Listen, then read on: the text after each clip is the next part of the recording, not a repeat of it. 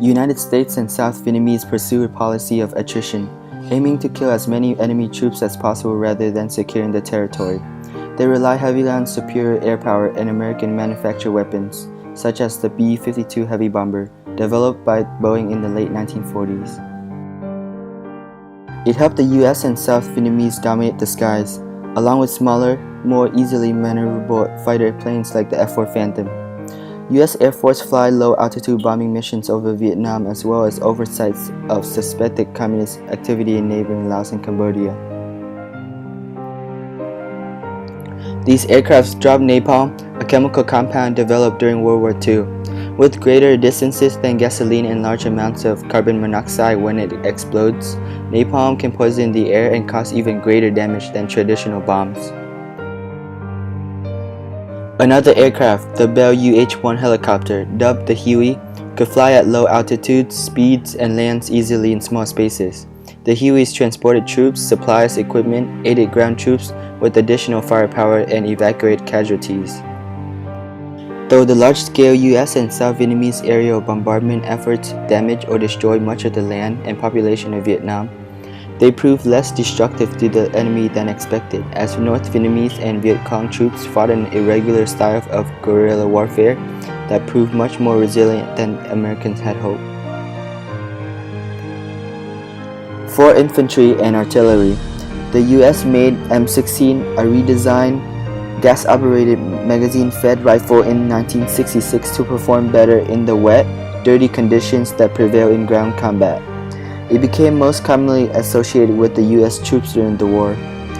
Another common infantry weapon used by the U.S. troops in Vietnam was the M60 machine gun, firing at super fast rates with only heavy weight as its drawback. The M48 tank mounted with these machine guns could travel up to 30 miles per hour and was used to provide support for U.S. and South Vietnamese troops. But due to Vietnam's soggy jungle terrain, tanks were not used extensively in combat. Armored personnel carriers such as the M113 transported troops and performed better exploration and support functions. A common artillery weapon in the war, previously used in World War II, was the 105mm howitzer, which could be towed behind a truck or carried by helicopter and dropped into firing position.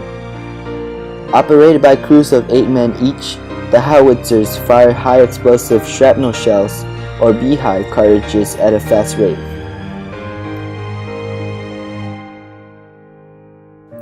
In addition to rifles and machine guns, the U.S. infantry troops were armed with hand grenades, such as the Mark II, which could be thrown or propelled using rifle-mounted launchers.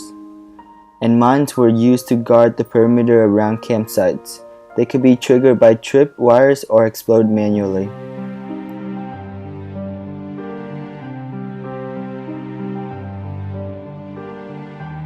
In terms of chemical weapons, U.S. Air Force planes sprayed more than 19 million gallons of herbicides in Vietnam from 1961 to 1972 as part of Operation Ranch Hand, a large-scale defoliation program aimed at eliminating forest cover for North Vietnamese and Viet Cong troops as well as their crops.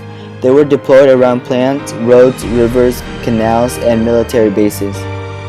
The most commonly used defoliant, a mixture of herbicides containing the toxic dioxin known as Agent Orange, was later revealed to cause serious health issues, including tumors, birth defects, rashes, psychological symptoms, and cancer among returning U.S. servicemen and their families, as well as among a large section of the Vietnamese population.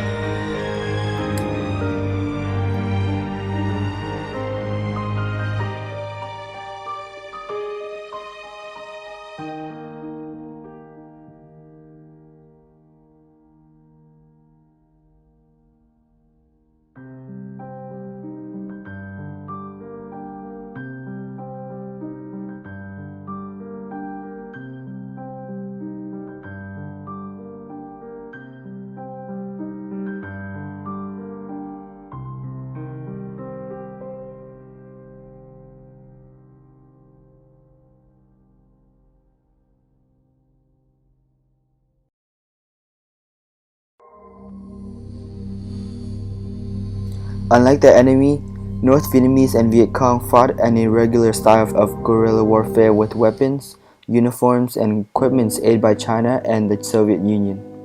They used inventive booby traps using sharpened bamboo sticks or crossbow triggered by tripwires. The portable shoulder-fire SA-7 Grey missile was one of the many anti-aircraft weapons used extensively against American aircraft conducting bombing raids in northern Vietnam.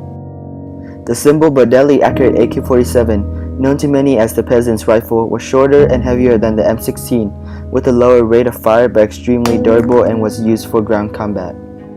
Troops in the North Vietnamese army had access to more standard-issue clothing and weapons, while Viet Cong often used improvised weapons and wore peasant clothing to blend in with the South.